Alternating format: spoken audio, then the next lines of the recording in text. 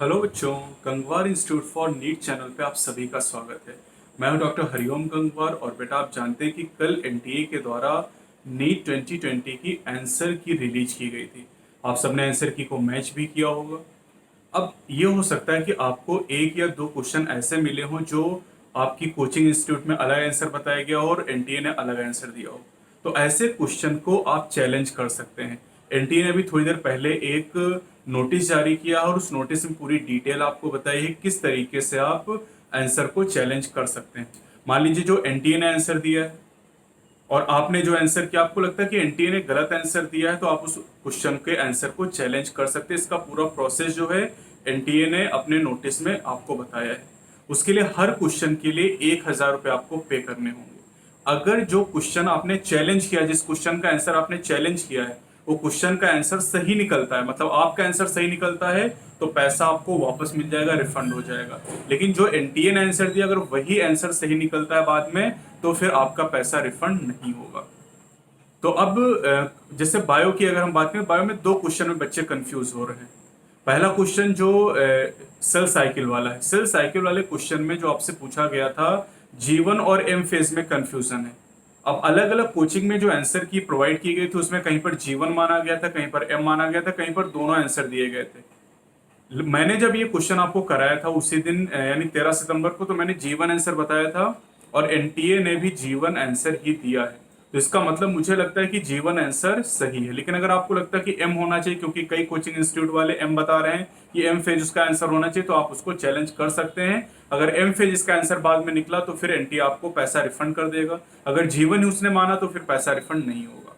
दूसरा क्वेश्चन जो था डीएनए ट्रांसक्रिप्शन वाला, जो आरएनए के ट्रांसक्रिप्शन के लिए जो क्वेश्चन उसने पूछा था, तो उसमें आपसे जो ऑप्शन दिए गए थे, हेलिकेज एंजाइम एक था और एक था डीएनए पॉलीमरेज, एक था आरएनए पॉलीमरेज। तो मैंने जो आंसर बताया था हेलिकेज बताया था, कई कोचिंग वाले आरएनए पॉलीमरेज बता रहे हैं, एनटीए ने आरएनए पॉलीमरेज किया है। एनसीईआरटी ने एक लाइन लिखी है अपने एनसीईआरटी में एक लाइन लिखी हुई चैप्टर में मॉलिक्यूलर बेसिस ऑफ इनहेरिटेंस में कि जो आरएनए पॉलीमरेज है ये केवल केवल इलोंगेशन के प्रोसेस को कैटलाइज करता है। ये केवल इलोंगेशन के प्रोसेस को कैटलाइज करता है।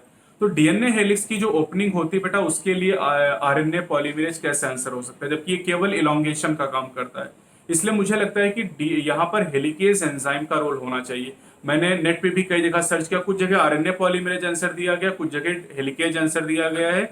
और हेलिकेज के बारे में कहा गया कि ये रेप्लिकेशन और ट्रांसक्रिप्शन दोनों में इन्वॉल्व होता है।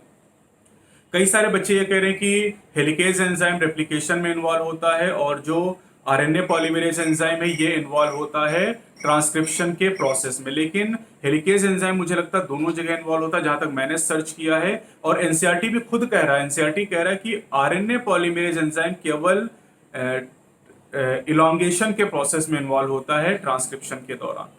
तो अगर आप चाहें तो इस क्वेश्चन को चैलेंज कर सकते हैं, या फिर आप ना चाहें तो आप चैलेंज नहीं भी कर सकते हैं ना, ये आपके ऊपर डिपेंड करता है।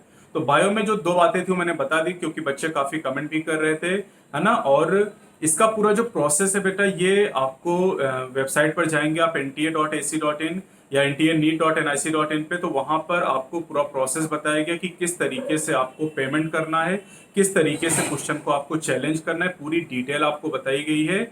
और बाकी आप अपने दोस्तों से, अपने दूसरे जो फिजिक्स और केमिस्ट्री में टीचर्स हैं उनसे आप एक बार बात कर लीजिए कि अगर फिजिक्स और केमिस्ट्री में लगता है कि किसी क्वेश्चन को चैलेंज किया जा सकता है तो वो आपको बता देंगे, है ना। और अगर आपने जिस क्वेश्चन को चैलेंज किया, अगर उसका आंसर वही सही निकला तो पैसा रिफंड नहीं होना है। और अगर आपने जिस क्वेश्चन को चैलेंज किया उसका आंसर बाद में एनटीए ने चेंज किया आपके हिसाब से, तो फिर उसका पैसा आपको रिफंड मिल जाएगा। क्लियर। तो ये कुछ डिटेल थी जो एनटीए ने अभी बताई है आज ही। और हाँ, एक चीज और मैं बता दूं कि ये डेट कब तक है। 27 सितंबर को दोपहर में 2 बजे से 29 सितंबर दोपहर में 2 बजे तक आप इसको चैलेंज कर सकते हैं। यानी आपके पास 28 तारीख है अभी, और 29 तारीख को दोपहर 2 बजे तक आप इस आंसर की को चैलेंज कर सकते हैं। क्लियर बेटा। कोई भी अगर डाउट हो तो कमेंट सेक्शन में पूछेगा, उसका आंसर मैं आपको बताऊंगा। चैनल पे नए हैं तो बिना सब्सक्राइब किए हुए मत जाइएगा और बेल आइकन प्रेस करिएगा, ताकि जब भी नई वीडियो अपलोड हो उसका नोटिफिकेशन आपको मिल जाए। और ये तो आप जानते हैं कि कल से एक बैच की हम शुरुआत करने जा रहे हैं यूट्यूब पे फ्री ऑफ कॉस्ट। और इसमें हम क्वेश्चन की प्रैक्टिस करेंगे उसी फ्लो में, उसी रिदम में जैसे हम नीट 2020 के लिए तैयारी कर रहे थे।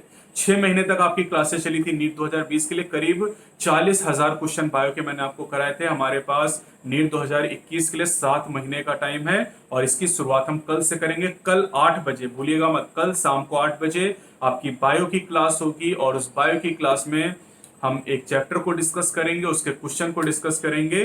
तो इस क्लास को भूलिएगा मत। कल हम लोग मिलेंगे 8 बजे। Best of